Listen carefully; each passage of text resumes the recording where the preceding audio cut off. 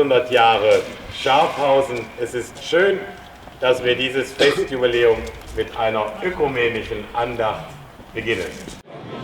Meine sehr verehrten Damen und Herren, im Namen des Schafhausener Heimatvereins sage ich Ihnen herzlich willkommen zu unserem Heimatabend anlässlich der 800-Jahr-Feier Schafhausen.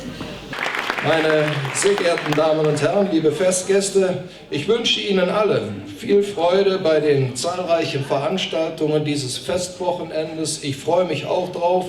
Und damit hoffe ich, dass die Rede kurz genug ist. Möge Schafhausen dank des großartigen Engagements seiner Bürgerinnen und Bürger auf dem Fundament einer reichen Geschichte, einer verheißungsvollen Gegenwart und Zukunft entgegensehen. Alles Gute euch auf eurem Weg. Und ich heiße Sie alle recht herzlich willkommen und ich freue mich, dass der Saal so schön voll geworden ist. Ja, meine Damen und Herren, 800 Jahre Schafhausen.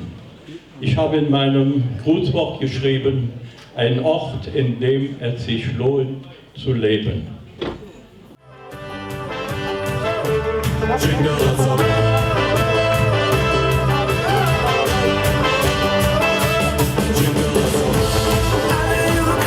Jetzt haben wir in den Platz hier Wonge, jetzt üben wir das Rötschen.